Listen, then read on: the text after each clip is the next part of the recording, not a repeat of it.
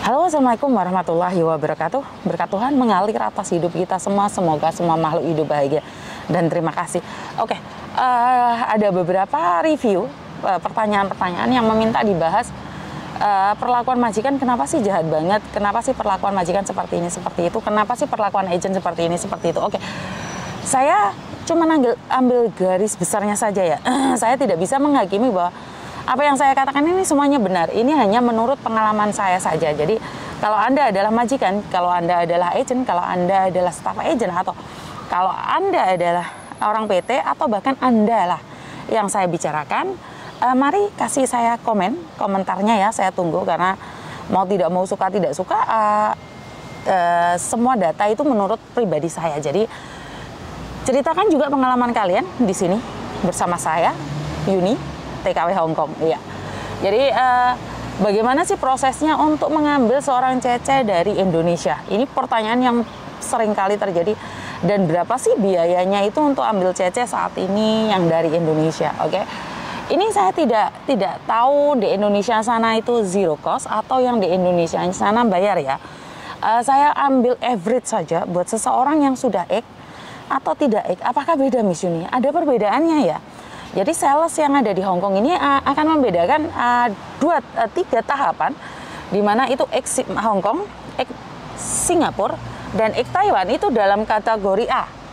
Terus X Malaysia, X Brunei, X Arab Saudi itu kategori 2, dan non-X yang tidak pernah bekerja sama sekali ataupun yang hanya ada di Indonesia itu adalah kategori ketiga.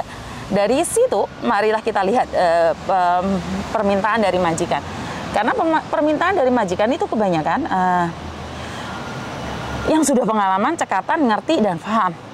Pasti itu yang ditargetkan oleh majikan. Kenapa X Taiwan, X Singapura, dan X Hong Kong itu menjadi target utama di golongan A, di golongan 1, di mana sangat-sangat demand sekali, sangat-sangat dicari sekali.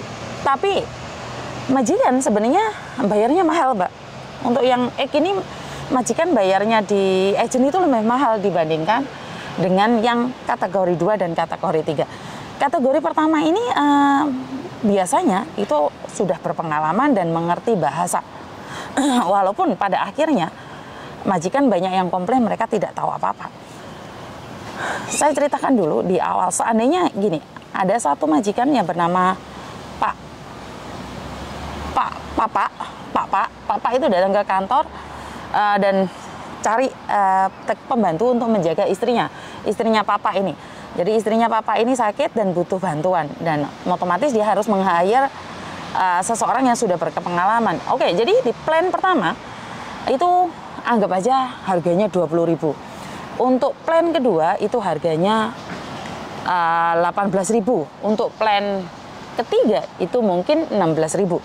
Jadi plan A adalah yang sudah X, termasuk Hong Kong, Taiwan, Singapura, itu plan A. Plan B adalah Arab Saudi, Malaysia, dan Brunei. Dan plan C adalah yang belum pernah kemana-mana, hanya ada di Indonesia. Jadi kebanyakan dari majikan itu akan lihat yang plan E, itu harganya lebih mahal. Nah, setelah proses, sebenarnya proses itu butuh berapa lama sih? Karena gini, kenapa sih ada perbedaan antara plan A, plan B, plan C? Karena kita yang ada di Hong Kong sini pembayarannya beda.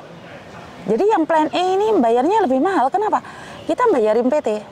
Jadi sering kali ini terjadi bahwa kita tidak tahu bayarnya berapa sih, Miss, bayarnya berapa sih, Miss. Itu tergantung. Jadi tergantung dari ketentuannya dari PT. Kalau plan E itu anggap aja harganya 3.000, saya harus bayarin PT 3.000. Kalau plan B itu harganya 1.000, terus plan C itu cuman 1.000, atau bahkan karena tidak pengalaman digratis, jadi dijual begitu aja, bisa dibilang seperti itu. Dan kenapa perilaku majikan itu sangat high expectation buat yang plan E? Karena merasa mengira bahwa mereka sudah tahu, sudah pengalaman, karena itu mereka high ekspektasinya lebih tinggi. Jadi kalau kalian di sini tidak bisa apa-apa, makanya majikan lebih mudah marah dibandingkan dengan plan C. Anak yang C itu majikan sudah tahu bahwa kalian tidak tahu apa-apa. Jadi ini yang sering terjadi ya. Bahkan banyak dari mbak-mbaknya menanyakan, kenapa sih aku sudah majikan itu tidak mau terima saya apa adanya? Bukan tidak mau terima kau apa adanya, Mbak. Tapi memang dari ekspektasi mereka bahwa kamu itu bisa melakukan yang terbaik. Dengan harga yang paling mahal, kamu itu bisa melakukan yang terbaik. Oke, ini untuk plan A. Bagaimana kriteria plan B, plan C? Saya akan jelaskan di video berikutnya karena kebetulan sudah sore dan saya minta maaf kurang lebihnya karena suami saya sudah telepon, sudah waktunya untuk makan malam. Dan itu aja dari saya, kurang lebihnya saya minta maaf. Wassalamualaikum warahmatullahi wabarakatuh. Berkat Tuhan mengalir atas hidup kita semua. Semoga semua makhluk hidup bahagia dan terima kasih. Bye-bye.